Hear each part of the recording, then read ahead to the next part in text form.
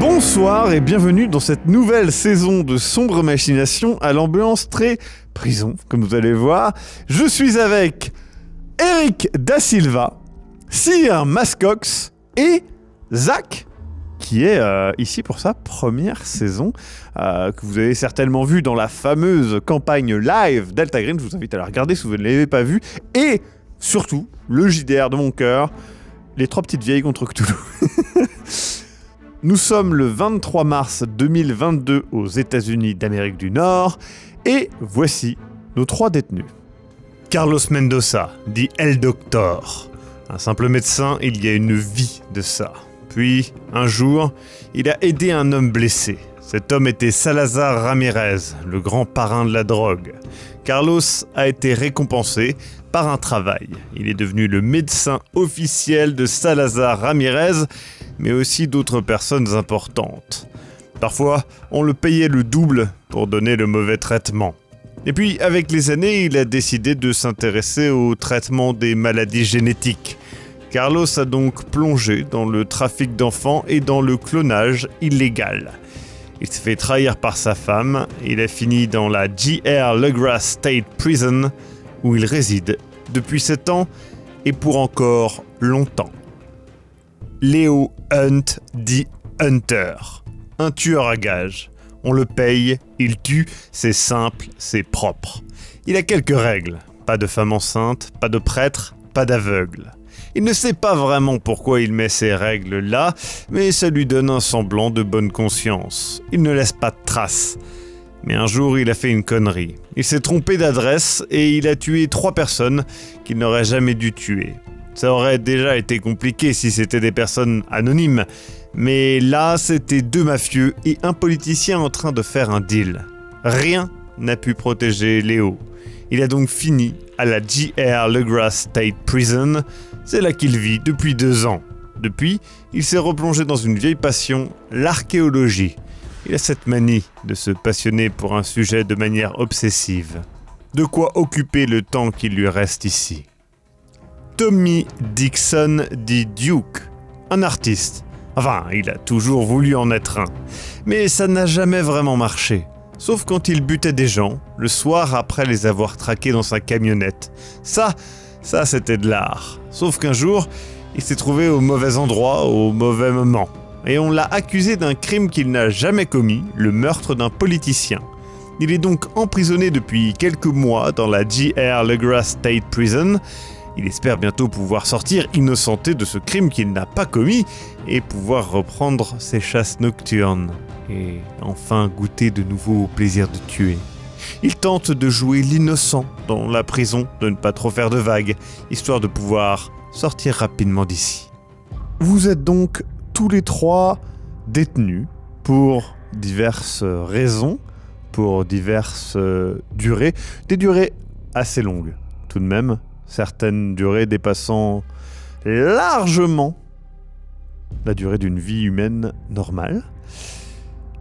Nous sommes le 23 mars donc, et dans la prison de J.R. Legrasse, eh bien, il fait froid, il fait humide. Ce n'est pas une prison très moderne, ce n'est pas une prison très agréable. Le personnel est, dirons-nous, professionnel. Ils ne vont pas expressément vous taper, mais les co-détenus sont problématiques. Toute personne qui est dans cette prison y est pour des raisons liées à la mafia, liées au meurtre, ou à des choses encore plus sombres.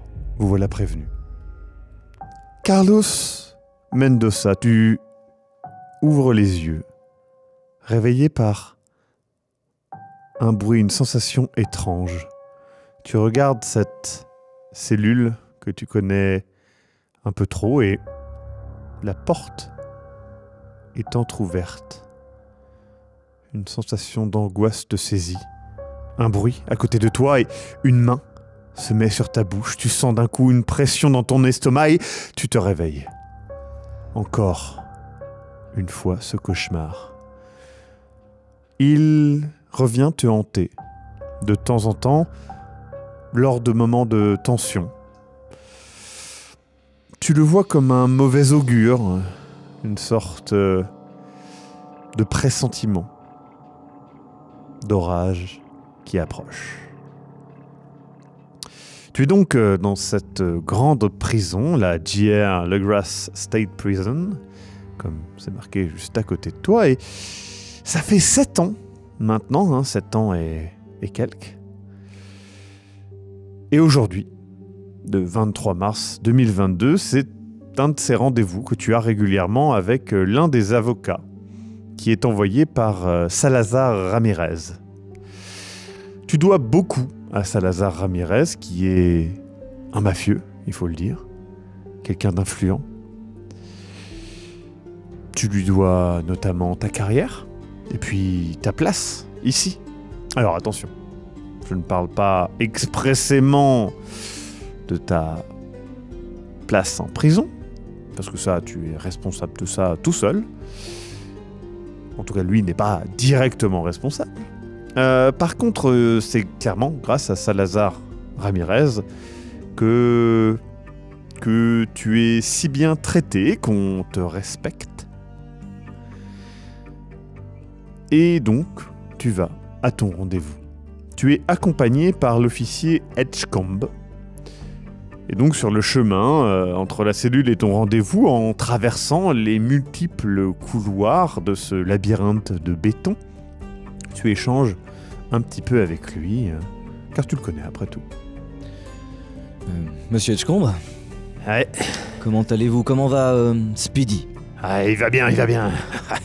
Ah là, je pense que je suis sur un bon coup. En fait, on a vu, en gros, mon beau-frère a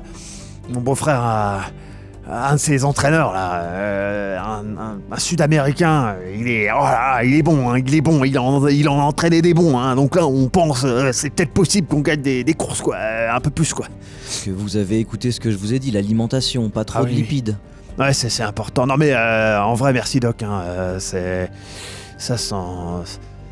des bons conseils que vous m'avez donnés. Hein, et tu regardes un petit peu autour avant de dire ça. Il fait non mais j'aime toujours bien discuter comme ça. C'est vrai que Speedy, c'est.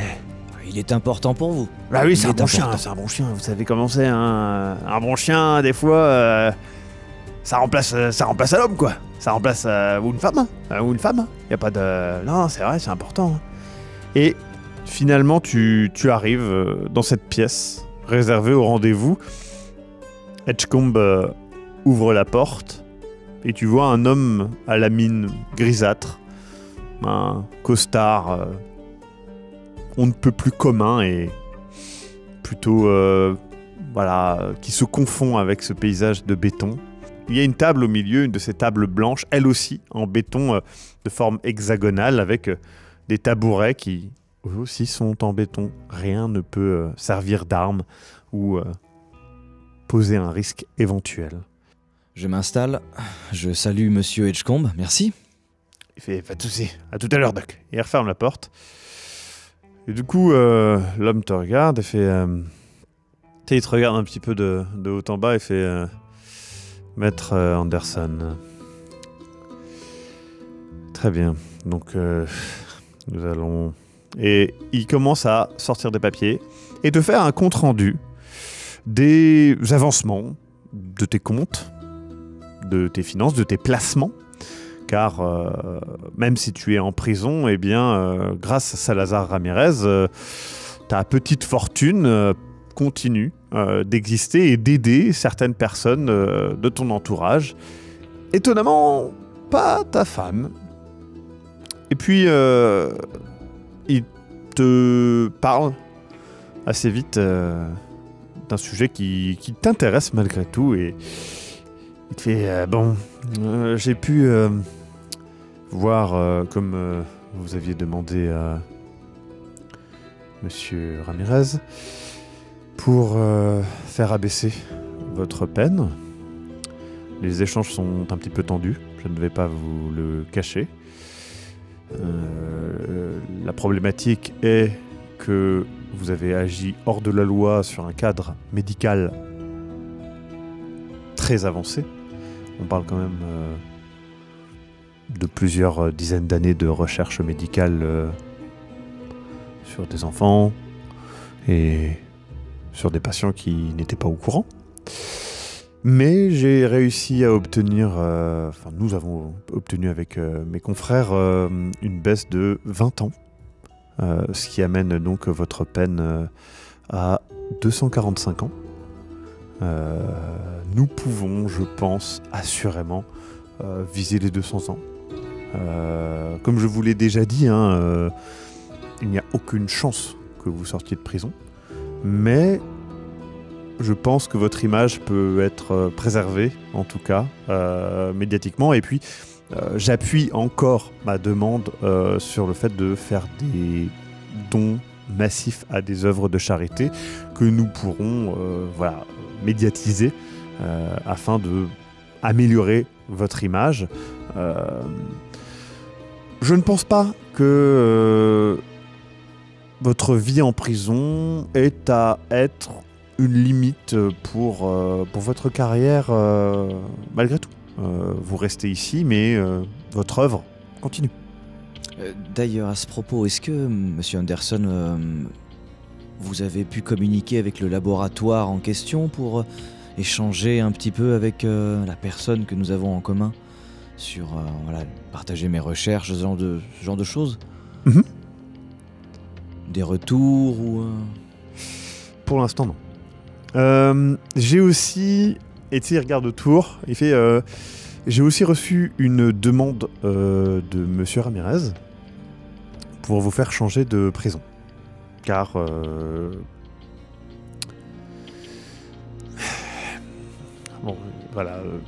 Monsieur Ramirez pense qu'il est important que vous changiez de prison, celle-ci appartenant à la famille Baxter. Les Baxter? Oui, une famille de politiciens, de marchands d'armes, je ne vais pas vous faire le détail. Et tu vois qu'il est préoccupé, il semble peut-être cacher quelque chose. Monsieur Anderson, est-ce qu'il y a un Maître sujet Anderson. Excusez-moi. Maître Anderson, est-ce qu'il y a sujet à préoccupation? Non, pour être honnête, je pense que Monsieur Ramirez a...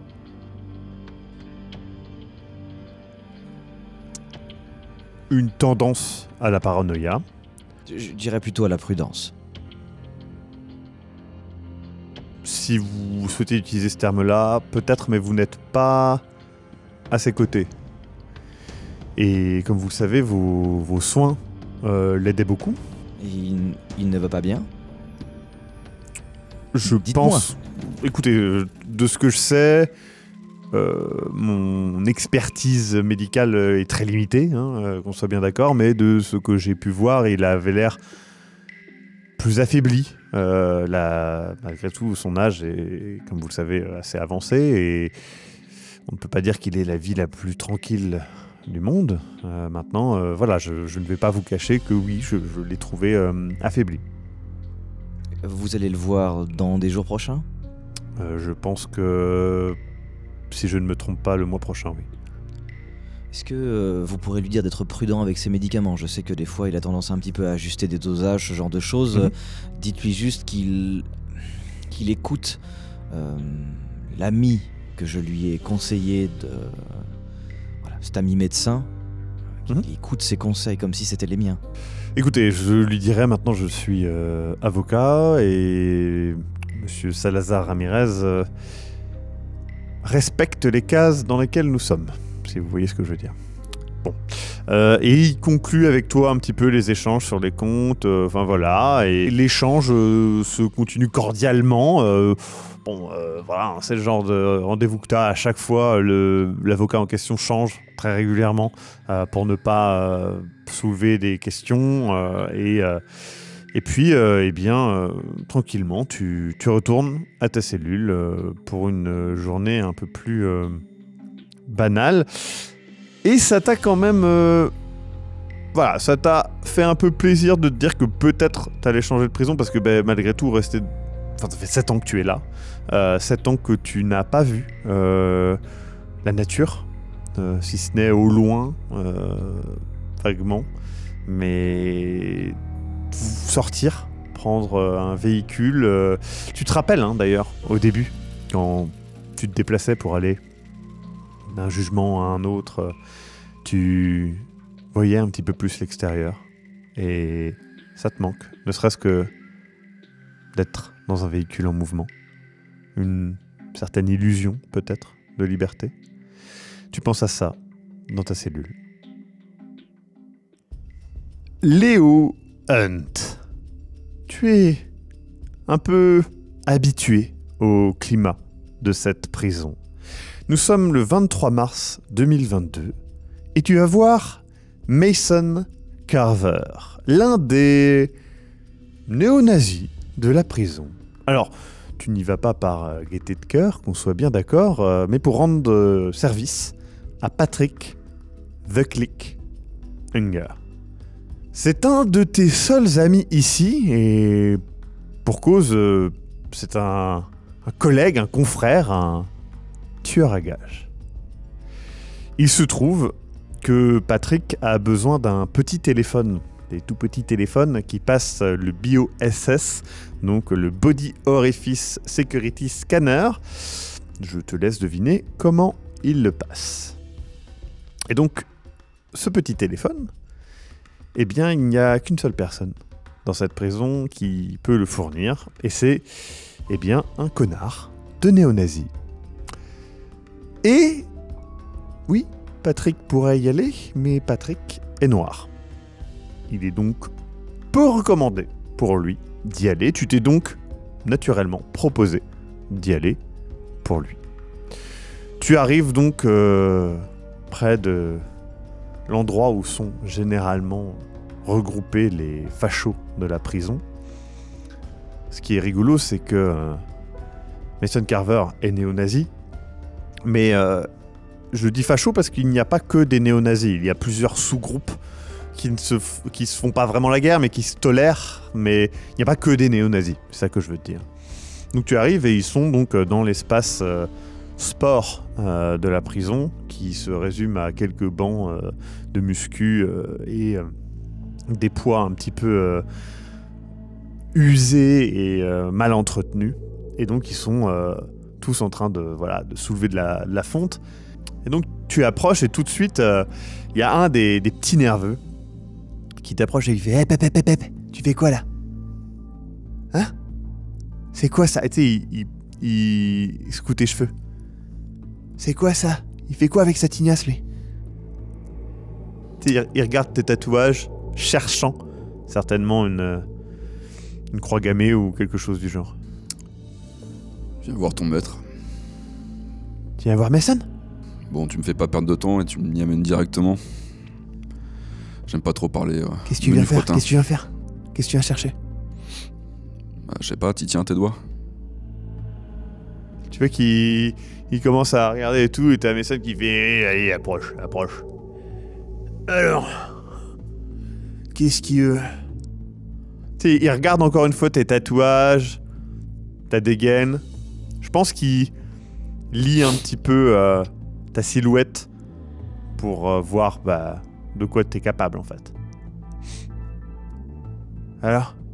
C'est bien toi qui es en contact avec Kaloun. Tu sais, ouais. Pour les arrangements là. T'as besoin d'appeler ta mère? Ouais, et la tienne aussi.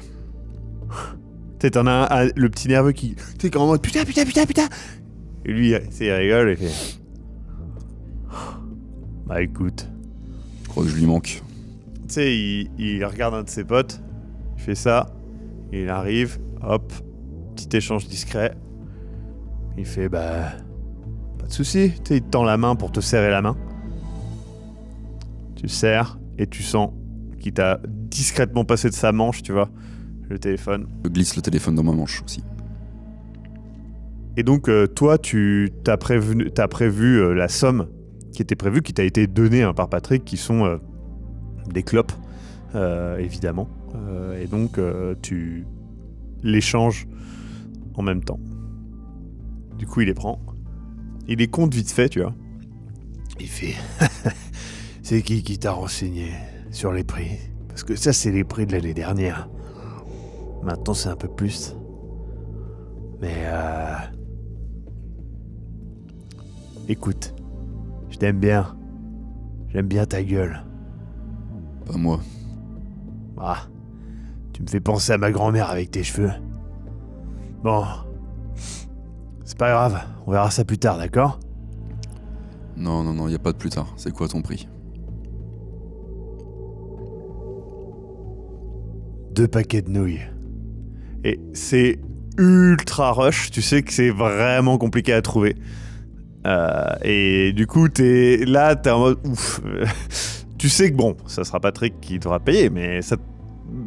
Voilà, il fait... Bon, écoute, tu vas pas les avoir sur toi, tu les caches pas, là. Je te laisse...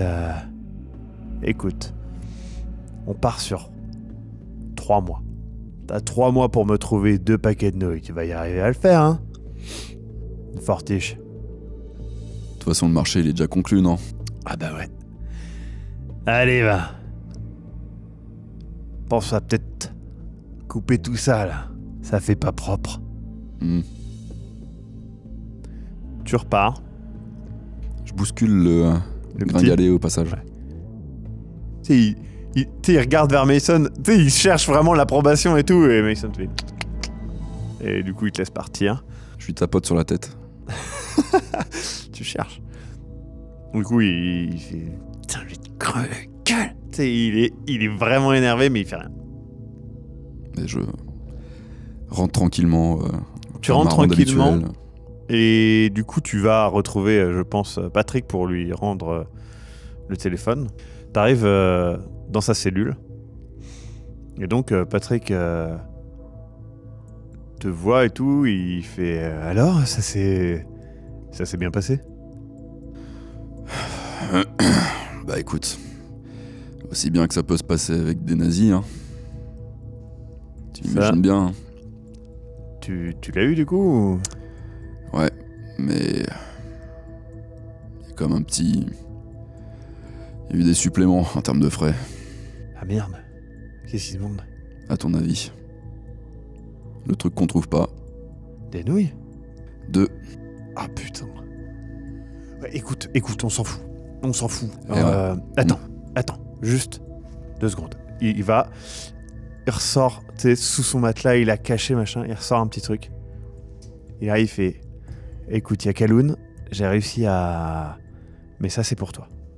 Et il te le passe, et c'est un bouquin sur l'archéologie. Qui, franchement, est pas vieux du tout, quoi. C'est un bouquin de l'extérieur et tout, il fait... Je sais que... Enfin, voilà, tu me saoules. Avec ça, tu me reparles tout le temps des mêmes trucs.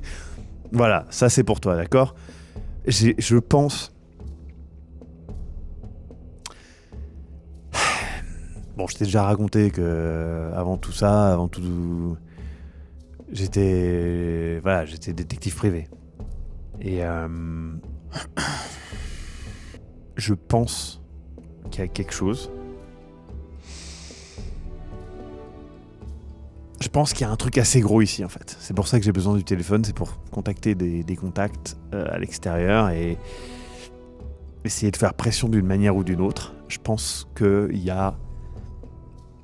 Honnêtement, je vais l'utiliser, je m'en fous. Je vais utiliser ce mot. Ok. Je pense qu'il y a une conspiration, mec. Je te jure que si. C'est... Non mais je sais. Écoute, les nouilles, je vais les payer. Je m'en fous. Avec l'extérieur, j'arriverai à m'en fournir, il n'y a pas de souci. Et toi, profite du bouquin. Ouais, je t'en voudrais ça quand même. Ouais, t'inquiète. On aura tout le temps, de toute façon. Garde tes trucs de conspiration pour toi, là. Non mais, sans déconner, c'est du vrai, c'est pas... En gros, et là... La sonnerie du repas. Du coup, t'entends tout de suite l'un des matons qui tape sur les barrières, tu vois, pour que vous vous mettiez tous devant les cellules et tout ça, pour vous amener. Donc, la discussion coupe court et eh bien, tu vas au repas. Tommy Dixon. Cela fait seulement quelques mois que tu es en prison. Tu la joues discret, car tu as été mis ici pour une raison qui n'est pas juste. Tu n'es pas l'auteur des crimes pour lesquels tu as été condamné, et tu espères sortir dans les prochains mois, peut-être d'ici 1 an, selon ton avocate. Toujours est-il que, voilà, tu essayes de ne pas faire de vagues, de ne pas prendre de risques idiots. Donc, régulièrement, eh bien, tu vas à la bibliothèque, tu vas à des endroits comme ça où il n'y a pas trop de risques, normalement. Et justement, tu sors de ta cellule pour aller dans la bibliothèque. Tu rentres et tu croises Eddie Morel, dit Rats, ou The Rats, qui est nommé comme ça, déjà parce que, voilà, physiquement, il ressemble un petit peu à un rongeur, mais surtout parce qu'il est constamment dans la bibliothèque, à tel point que c'en est presque devenu son job dans la prison. D'ailleurs, tu ne sais pas trop pourquoi il est en prison ici, et s'il est ici, c'est pas pour rien. Mais voilà, il est inoffensif et plutôt informatif. Et tu continues d'avancer dans la bibliothèque vers la zone qui t'intéresse, et d'un coup, tu sens une pression dans le bas de ton dos. Tu imagines immédiatement un couteau de fortune qui pointe. Une main te saisit à la nuque et t'oriente vers un coin obscur de la bibliothèque. Rapidement, tu sens en toi une rage monter, quelque chose d'animal. Mais la personne te parle et tu reconnais la voix de suite. C'est Oscar Russell, surnommé The Mouth, qui te regarde avec un sourire carnassier et son visage plein de cicatrices. Tu as complètement oublié, même pas fait attention à ce qu'il disait, puisque tu étais concentré sur le fait de calmer la bête. En toi, tu dois garder le masque d'humain que tu portes constamment. Et il se répète bah alors, t'as cru que c'était The Monk? Tu n'as aucune idée de qui il parle. Cela ne fait que quelques mois que tu es ici, comme j'ai déjà dit, et tu ne connais pas encore tout le monde. Du coup, il voit à ton regard que tu ne sais pas qui c'est. Il fait mais tu sais là, le gros avec les cheveux là comme un moine là, tu sais, la tonsure là, à la con. Tu vois de qui il parle. Effectivement, c'est un des intouchables de la prison, Bruce Kramer. Donc ça y est. C'est bon, tu t'as repris un peu le contrôle, tu es plus calme, le masque de Tommy Dixon est de nouveau là, et tu te forces à s'ouvrir à Oscar. Oscar qui, je le rappelle, tu sais lui, pourquoi il est là. Car il a dévoré des gens. C'est un cannibale, un serial killer, cannibale. Alors, serial killer, hein, c'est un grand mot, il a tué 3-4 personnes. Pour toi, il ne mérite qu'à moitié ce titre. Et du coup, il regarde un petit peu autour de lui et tout, toujours avec sa gueule pleine de cicatrices et ce sourire immense. Il fait bon, je crois que j'ai trouvé mon ticket de sortie, bonhomme. Moi, je vais pas rester là très longtemps. Tu sais quoi? Hein? La vieille Maxwell, là. Donc il parle de la directrice de la prison. Elle a craché un gros morceau. Et en gros, je l'ai entendu. Je suis passé devant son bureau, elle parlait au téléphone avec je sais pas qui. Et enfin voilà, j'ai utilisé ça pour la faire chanter et me casser d'ici. Et puis voilà, hein? Elle va parler comme un petit faisan bien grassouillet là, elle va chanter là. moi je vais me régaler, tu vois. Tu sais, il te regarde de haut en bas et il fait bon. Mon cochon, si tu me rends un petit service, je dis pas que je peux pas te mettre dans l'affaire, quoi. Et de quoi est-ce qu'on parle? Écoute, je te vois, t'es tout le temps là à lire tes bouquins à la con, tes trucs. Toi, tu sais rechercher des trucs. Tu pourrais trouver, moi, si je te dis un truc à rechercher. C'est possible. Écoute, en gros, faudrait que tu cherches. Tu vois, il cherche dans ses pensées. Tu vois, il est un peu con, honnêtement, et il fait tu cherches Bébert Wheeler, téléphone. Everest Wheeler, non. Evert Wiener, téléphone. Enfin, tu cherches un truc comme ça, quoi. Tu trouveras bien, hein, tu y arriveras. Et du coup, tu me dis ce que tu trouves. Et moi, en échange, voilà, on fait le rendez-vous à deux et faire un peu les... Voilà, quoi. Bon, je vais voir si j'ai un peu de temps. Ah, tu vas trouver du temps pour ton poteau, non? Hein? Allez, va. Possible. Tu vois, il te laisse, il part et tout, et il fait... Hey. Tu sais, il prend un bouquin au hasard, il fait c'est peut-être là-dedans. Il a des attitudes comme ça un petit peu débiles. Tu vois il est pas malin du tout et il prend les livres comme si c'était vraiment juste un objet, c'est un vase ou un truc comme ça et que ça te plaisait. Il comprend vraiment pas le rapport avec la littérature, les sciences, les trucs comme ça et il te balance ça. Et donc tu te retrouves dans cette bibliothèque. Ce dont il te parle, tu n'as aucune idée de ce que c'est. Tu peux effectivement chercher, ça te demandera un petit peu de temps, mais bon, après tout, t'en as du temps. Oui, du coup, je vais chercher. Je commençais à chercher par rapport au premier nom qu'il m'a donné. Tu cherches, bon, tu trouves pas exactement ce qu'il a dit, et puis au bout d'un moment, en fait, tu trouves un nom qui semble correspondre. Everett Wheeler Téléphone. C'est un principe théorique de sciences quantiques, de physique quantique, qui est en fait un moyen de transmettre des informations à un autre univers par le moyen d'un trou de verre, dans le cadre de la théorie des mondes multiples en physique quantique. Donc autant te dire que tu ne comprends pas comment le teuteux à qui t'as parlé a entendu ça. Et ça t'étonne pas plus que ça qu'il sait pas de quoi il parle. Par contre, tu ne comprends pas dans quel cadre il a pu entendre ça, parce que c'est vrai que c'est clairement un terme qui est peut-être utilisé en science-fiction, mais souvent clairement des scientifiques en physique quantique, oui, peut-être. Mais bon, tu comprends pas trop, ça te questionne un petit peu, parce que peut-être que tu te dis que ça a un lien avec ce qu'il a entendu dire chez la directrice. Je peux regarder, voir s'il n'y a pas des expériences qui ont été réalisées. Tu vois qu'effectivement, sur la théorie, il n'y a pas d'expériences qui ont encore été tentées, en tout cas pas sérieusement, puisque le problème de cette expérience, c'est que ça demanderait l'accès à un trou de verre ou à un portail interdimensionnel. Et bon, ça court pas trop les rues, hein, on va être honnête. Donc voilà, d'ailleurs, des références que tu trouves sont en rapport avec Rick and Morty ou des trucs comme ça, ou Stargate, tu vois.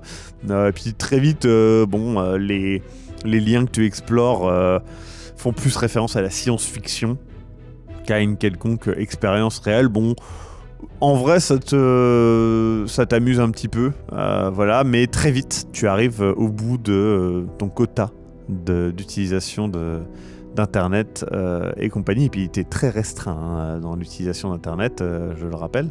Donc voilà, là pour l'instant, t'as utilisé des trucs comme Wikipédia, donc t'as le droit, mais c'est tout, et donc un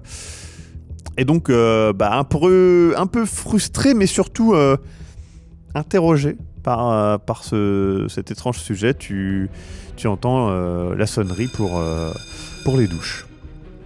Donc tu t'apprêtes à aller te doucher, que tu le veuilles ou non. Vous vous retrouvez tous les trois de gré ou de force pour cette délicieuse séance commune des douches. Vous êtes donc dans cet endroit où la tension est clairement palpable, plus pour certains que pour d'autres. Tout le monde est nu et se douche. Les gardes sont peu présents dans ces moments-là et vous savez que voilà, il y a une réelle tension. Au bout d'un moment, un des néo-nazis, un petit un peu nerveux, que tu as déjà croisé, mon cher Léo, glisse et tombe à moitié sur Bruce the Monk Kramer, un des intouchables de la prison. Déjà parce qu'il est plutôt massif, mais surtout parce que c'est un ancien mafieux, et quand je dis ancien, il l'est toujours depuis sa prison. Un gros silence s'installe, tout le monde regarde la scène. Tout le monde sait ce qu'il risque de se passer. Le néo-nazi finit par se mettre en boule et demande pardon, supplie, pleure. Il est ridicule. Ce n'est que l'ombre d'un homme à ce moment-là. Bruce Kramer regarde autour d'un regard froid. Il tend la main et fait « C'est pas grave, ça arrive les erreurs » et l'aide à se relever. Le silence continue. Le néo-nazi s'éloigne, la douche continue, les gardes reviennent et vous rejoignez vos cellules. Après cette scène un petit peu étonnante, c'est maintenant l'heure de dormir. Tommy, les nuits à la prison sont toujours délicates. Tu ne sais jamais trop si quelqu'un va rentrer, faire quelque chose, tu n'es pas à l'aise. Et justement, tu es réveillé par un bruit. Le verrou de ta porte s'est ouvert. La porte n'a pas bougé, hein, mais c'est un verrou électronique. Puis, toutes les lumières s'éteignent. Une lumière rouge vient au bout d'un moment. Et le verrou se remet. Cela dure pendant... je ne sais pas, une demi-heure peut-être, un peu plus, peut-être une heure. Puis, encore une fois, les lumières reprennent. Cette fois-ci, le verrou ne change pas, reste fermé.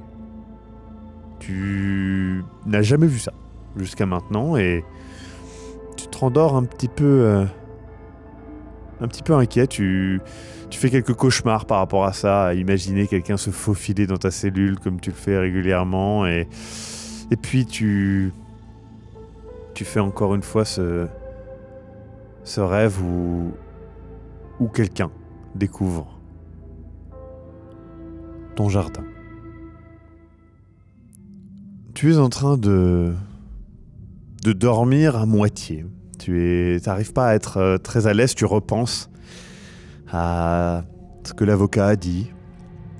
Tu repenses à ta situation et puis tu entends au loin, dans le silence de la prison, un cri, un hurlement. L'espace d'un instant, presque... tu te demandes presque si c'était un rêve ou pas. Ça arrive rarement. Des gens qui pleurent, évidemment. Surtout quand il y a un nouveau. Des gens qui hurlent, c'est plus rare. J'arrive pas à dormir. Mm-hmm. Je vais lire le livre que je lis actuellement. Tu sors de ta petite cachette assez peu subtile, un livre de contrebande que tu as pu obtenir notamment grâce à l'agent Kaloun et puis tes divers contacts. Et donc, tu bouquines tranquillement jusqu'à trouver le sommeil. Et puis, tu t'endors. Léo, tu as encore une fois un peu de mal à dormir. Tu comprends pas trop pourquoi Kramer n'a pas foudroyé ce putain de néo-nazi. Tu commences à... C'est peut-être une déformation professionnelle, mais imaginer des associations entre Kramer et les néo-nazis, ce qui serait un peu catastrophique parce que voilà, c'est des différents groupes. Bon, franchement, ce genre de mafieux un petit peu... voilà, traînant un petit peu avec l'Europe de l'Est, etc., a pas trop tendance à s'associer avec des néo-nazis, mais tu te dis, bon, on est dans une prison. Tu réfléchis à tout ça, puis tu repenses à ce que voilà, ton pote Patrick racontait son truc de conspiration. Tu te demandes, putain, mais est-ce que c'est pas lié à ça, en fait? Tout bêtement. Parce que c'est une sacrée information et tout. Et tu penses à ça, et d'un coup, tu ressens comme si il y avait une explosion, tu as un petit tremblement du bâtiment, comme si profondément sous terre, peut-être un tremblement de terre, mais de très très court, tu vois. Genre, tu comprends pas trop, tu regardes autour de toi, il y a même un petit peu, tu vois, la lampe qui a un petit peu l'espace d'un instant. Je me lève et je vais à la porte de ma cellule pour voir. C'est des cellules barrées. Ouais. Tu regardes à la porte de ta cellule, bon, rien. Après, toi, t'es vraiment plus proche du sol. Hein. Certains sont plus haut dans les étages et tout. Mais il y a des cellules en face de moi? Non. Non, c'est des... Elles sont les unes à côté couloirs, des ouais. autres. Mais personne semble être réveillé. Hein. On est au début de soirée, mais bon, tu sais, plus tôt tu dors, plus vite le temps passe, malgré tout. Et bon, tes voisins de cellule ont tendance à dormir assez tôt. Tu te dis que peut-être c'était rien, je sais pas. Je retourne dans mon lit et je continue de lire le livre qu'on m'a filé. Tu continues de le lire, et donc, bon, ça t'apprend pas mal de trucs sur, justement, certaines découvertes qui sont assez importantes par rapport au squelette, et justement à certains squelettes qui, au fur et à mesure de l'accumulation de sédiments, deviennent en fait des fossiles. Et donc, c'est vraiment un peu centré sur ça, sur l'étude de tout ça, ce qu'on arrive à faire à l'heure actuelle avec les lasers, retrouver des pans entiers de civilisations disparues. Enfin, c'est vraiment un bouquin qui te passionne, honnêtement. Tu te dis que vraiment Patrick est peut-être un ami encore meilleur que tu n'aurais à l'extérieur de la prison, tu vois, tu y réfléchis. Je pense que je passe beaucoup de temps à étudier les paléosols, en particulier. Tu étudies donc bien voilà, ces traces fossiles de conditions climatiques disparues, et c'est vraiment ultra intéressant. Franchement, le bouquin traite de plein de sujets variés, et ça te passionne. Je le parcours un peu dans tous les sens aussi, je voudrais voir un peu toutes les pages, s'il m'a pas laissé un mot ou une connerie comme ça. Malheureusement, en vrai, c'est vrai qu'à ce moment-là, tu t'es dit, mais oui, la conspiration et tout, tu vois, un petit peu fatigué peut-être. Tu regardes, pas que tu trouves. En tout cas, le livre paraît neuf, c'est un grand mot, mais pas marqué. Ok. Tu finis par trouver le sommeil. Vous vous réveillez le lendemain, et puis rapidement, vous réalisez la disparition de 3 personnes. Déjà, il n'y a plus le petit nazi un petit peu maigrichon qui s'était frité, entre guillemets, avec Kramer. Il n'y a plus non plus l'un des... Voilà, on va dire des condamnés qui n'étaient pas très désagréables. Il était plutôt sympathique, un ancien tueur à gages qui s'appelait Patrick The Click. Et puis, une autre personne qui a disparu, c'est un serial killer qu'on appelait The Mouth, un cannibale qui avait tué 4 personnes et les avait dévorées. Ces personnes ont donc disparu du jour au lendemain. Certains parlent qu'ils auraient entendu, qu'ils avaient une astuce parce que leur avocat, je sais pas quoi. Un autre qui avait dit oui, mais il a fait pression avec je sais pas quoi. D'autres qui disent que Kramer les a juste tués du jour au lendemain et les fait disparaître. Il y en a d'autres qui disent que voilà, la prison utilise certains condamnés pour des expériences médicales. Et d'autres pensent tout simplement que, voilà, en fait, cette nuit, il y en a qui parlent qu'il y a eu un arrêt de courant, d'autres qui disent qu'ils ont ressenti un tremblement, etc. Et qu'en fait, il y aurait eu un accident, tout simplement, et qu'ils seraient morts tous les trois. Les gardes ne disent rien de ces disparitions. Par contre, vous entendez la rumeur que d'autres personnes, avant, seraient disparues aussi, du jour au lendemain.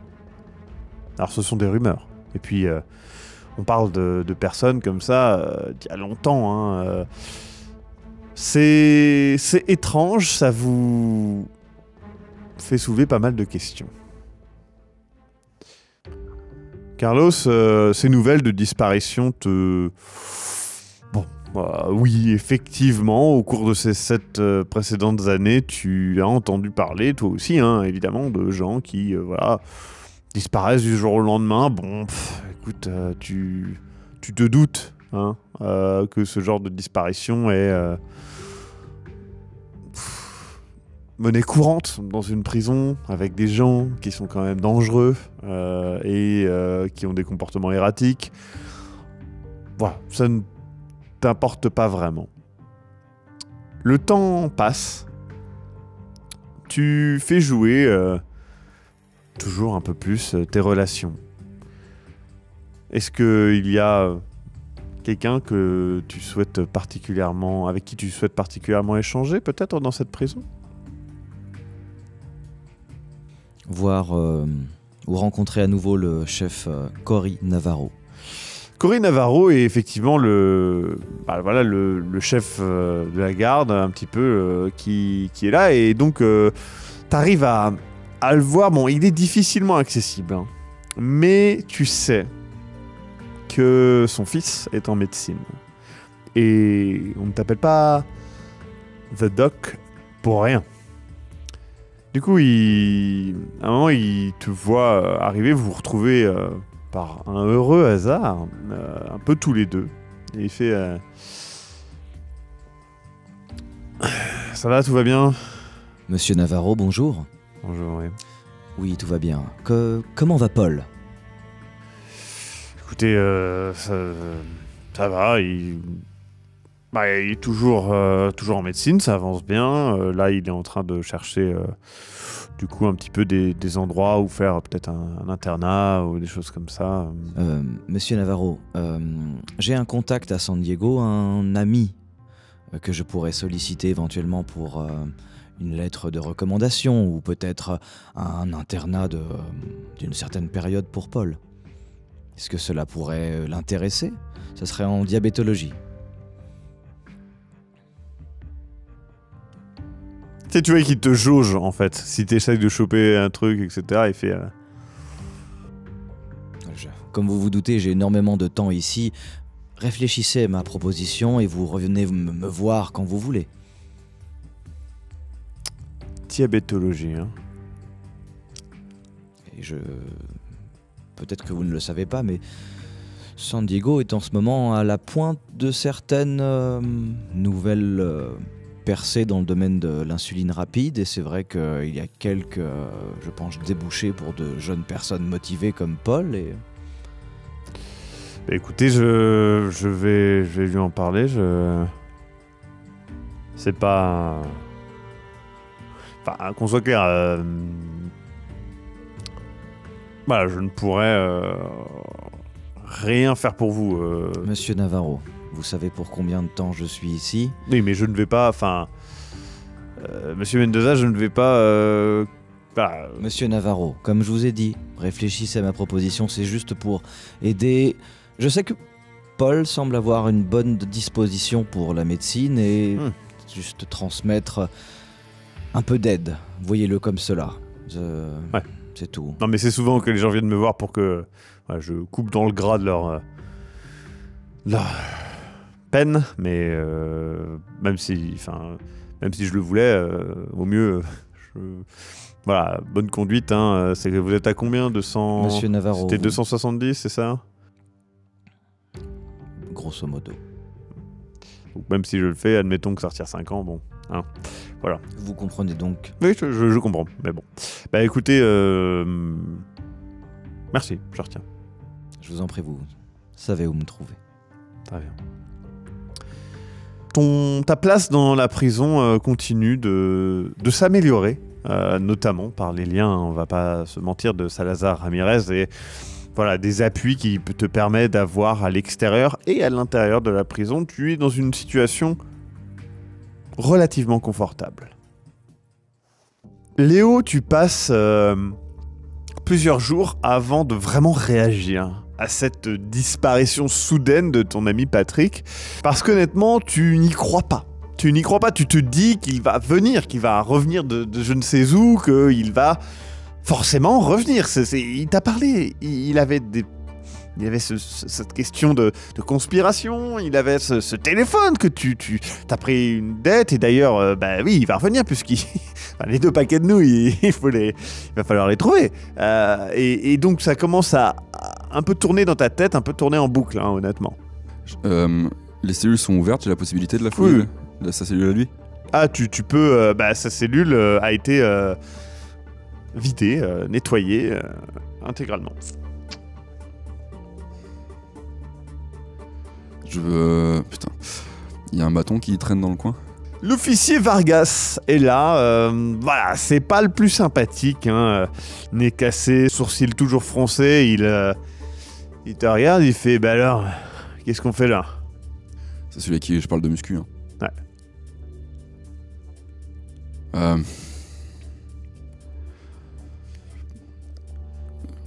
Vous voyez, Patrick?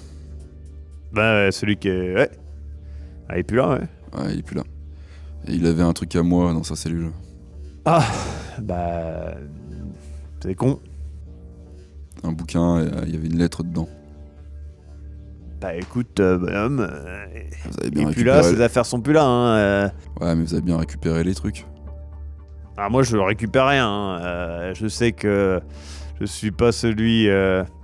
Ah, c'est pas moi qui ai cette réputation-là, en tout cas, donc voilà. Hein, Non, j'ai rien. Bon, qui alors?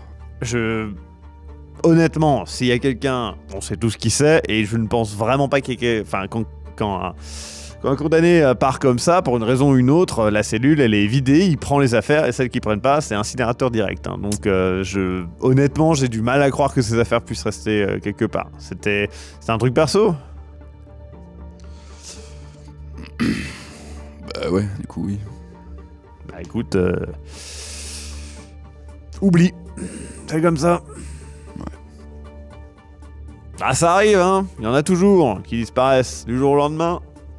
Il y en a qui partent. Ouais. Il part avec un ton un peu léger comme ça.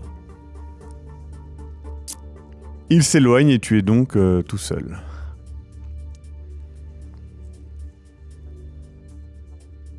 Je continue d'écouter les conversations qui tournent autour de conspiration, tout en faisant ce que je fais le mieux, être discret et écouter. Tu fais ça pendant des jours en fait, hein, des semaines, des mois. T'entends vraiment de tout en fait. Il y en a qui disent que voilà, la directrice cache des choses, des gens qui parlent du fait que oui, la prison appartient à une certaine famille Baxter qui est voilà, serait dans des affaires louches. Ça te dit rien et honnêtement voilà, en fait ça te saoule. Au bout d'un moment, tout ce que tu sais, c'est que t'avais un ami qui n'est plus là. Et le peu de confort que tu avais dans la prison commence à diminuer quand les néo-nazis te réclament leur dû. Tu arrives à obtenir un paquet de nouilles avec des efforts incommensurables mais c'est 2 paquets de nouilles. Et les mois passent et cette pression ne fait qu'augmenter. Tommy, tu es un peu suspicieux de la soudaine disparition de ton... Ami est un grand mot, mais voilà, de ta connaissance, The Mouth, qui disparaît comme ça du jour au lendemain. Bah, t'es pas conspirationniste, tu vois, mais tu te demandes un petit peu ce que c'est qui peut causer ça. Et du coup, ça te fait réagir un petit peu. Tu mets certainement plus de rendez-vous avec ton avocate pour pousser le fait de sortir de cette putain de prison. Peu importe que ça soit pour X ou Y raison que The Mouth soit parti, tu n'as pas envie d'être le prochain. Tu veux te barrer d'ici. Tu veux pas avoir à chaque fois que tu vas dans ces putains de douches, avoir l'impression que tu joues à la roulette russe et de ne pas pouvoir te défendre parce que bah, ça jouerait contre toi, en fait. Et en même temps, tu vas pas te laisser crever. T'es vraiment dans une situation inconfortable, mais ton avocate te rassure sur le fait que des informations vont certainement arriver et que bah voilà, elle travaille quand même avec la police sur le fait que de prouver le fait que tu n'as rien de... Enfin, tu n'as aucun rapport avec cette affaire, en fait, hein, littéralement. C'est vraiment absurde que tu te retrouves dans cette situation-là. À aucun moment, je me dis que, comme il m'avait parlé du fait qu'il avait trouvé un moyen de se casser, que ça pour toi, c'est un lien. Mais, tu te dis que c'est possible. Qu'il a peut-être réussi. Bah voilà, c'est pas impossible. D'autres personnes, peut-être. Maintenant, les autres personnes, c'est un hasard, peut-être. Tu sais pas. Maintenant, ça te paraît. Enfin, tu te dis quand même qu'il est sacrément con. Et que un mec comme ça... Réussir un truc comme ça... Ça te fait chier. Ça te fait chier de... Enfin, si c'est vrai, ça te fait chier. Tu vois ce que je veux dire? Et du coup, le temps passe un petit peu et au bout d'un moment, ça fait quand même 6 mois que t'attends, 6 mois de plus que t'attends. Tu te dis, voilà, j'espère que ça va bientôt se terminer tout ça. Et justement, tu as un rendez-vous avec ton avocate. Tu arrives et elle est énervée. Elle attend que la porte se ferme et elle fait: vous vous foutez de ma gueule? Je me casse le cul pendant des mois pour vous faire sortir d'ici. Et je viens de discuter pendant des heures avec la police qui m'apprend qu'ils ont trouvé je ne sais même pas combien de cadavres enterrés dans votre jardin.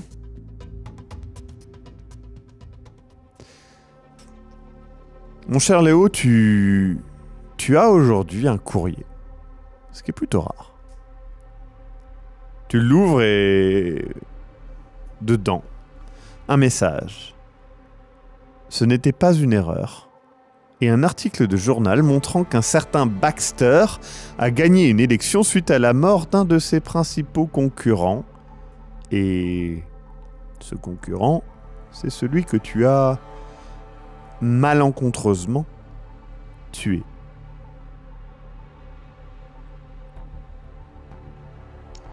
Le mafieux ou le politique? Politique. Yes.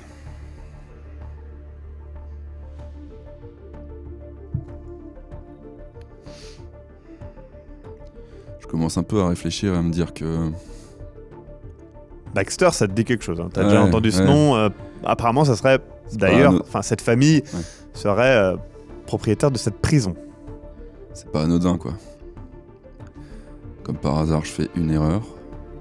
La seule de ma vie. Qui est mise dans cette tôle-là. Qui appartient à cette famille. Comme là, par hasard. Tu repenses à la conspiration de ton ami Patrick. Ça fait 6 mois maintenant. 6 mois qu'il est disparu du jour au lendemain. T'y penses, hein, régulièrement. Tu repenses aussi, il y a ce mec, Rats ou The Rats que les mecs l'appellent dans la bibliothèque, qui a toujours des infos. Je vais me poser à la bibliothèque. Tu vas vers la bibliothèque, et puis d'un coup, on te plaque contre un mur. Et on te met un de ces couteaux de fortune à la gorge. Tu reconnais cette carrure imposante, ce crâne chauve et ces tatouages haineux. Mason Carver est là. Et il est prêt à en découdre pour avoir sa dette. Tu es sur le chemin pour aller voir l'officier Calhoun. Du coup, il doit arriver et tout. Il fait... Oui. Monsieur Calhoun, Oui, qu'est-ce qu'il y a?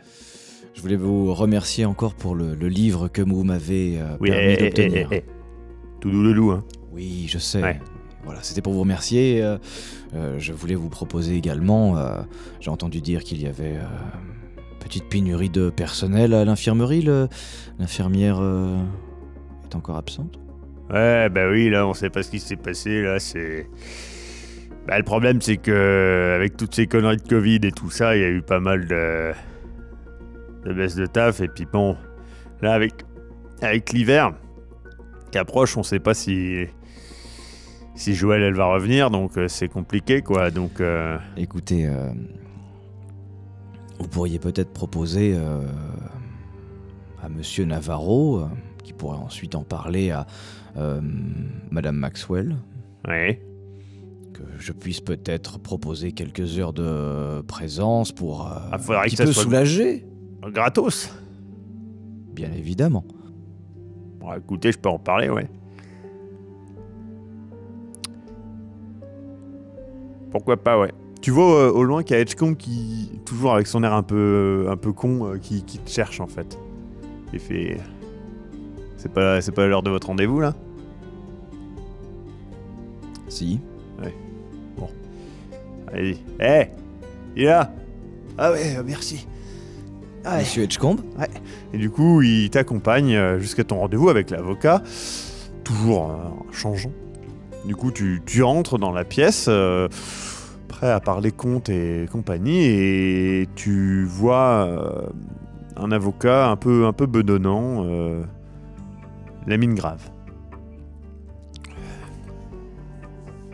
Ah, monsieur, docteur, bonjour maître. Vous n'êtes pas au courant. Salazar Ramirez, écoutez, c'est la dernière fois qu'on pourra venir et je ne sais pas comment... Salazar Ramirez est mort.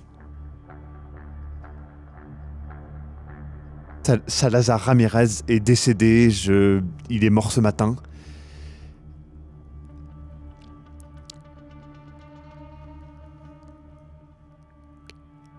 Vous comprenez ce que ça veut dire pour vous, vous comprenez que... Comment est-ce que va son épouse? Non, ils sont tous morts. Ce n'est pas une... Ils sont tous morts. C'est clairement une attaque. On ne sait pas encore les détails. Ils sont tous morts. Il faut que vous compreniez, je ne pourrais pas venir à nouveau, ni mes confrères, ni mes collègues. Je ne sais pas vos comptes, tout ce qui... C'est fini. Vous ne pouvez pas... Là, vous entrez dans un... Je viens vous l'annoncer, je suis désolé d'être celui qui vous l'annonce. Vous êtes dans une merde noire. Vous êtes tout seul. Je suis désolé.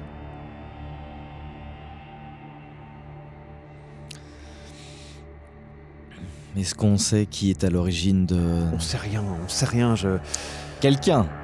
Et quelqu'un, ça peut être n'importe qui, ça peut Est-ce être... que c'est Tijuana? Mais non, enfin peut-être, je sais pas.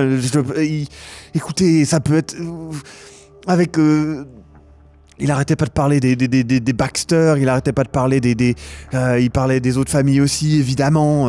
Il parlait des New-Yorkais aussi, évidemment. Mais non, là, on ne sait pas. C'est bien trop tôt pour parler. Écoutez, là, je suis ici. Je sais même pas si je vais être payé pour venir ici. Écoutez. Je vous rends, et tu sais, il donne des documents, etc. C'est tout ce que je peux vous rendre. Je ne sais pas si vous pouvez obtenir accès à ces comptes, pas directement, en tout cas. Essayez de trouver quelqu'un. Je suis désolé. Il se lève, tu sais, et il part. Et difficilement, ton esprit essaie de construire la pyramide d'emmerde qui se fait autour de toi. Tel un tombeau. La porte s'ouvre.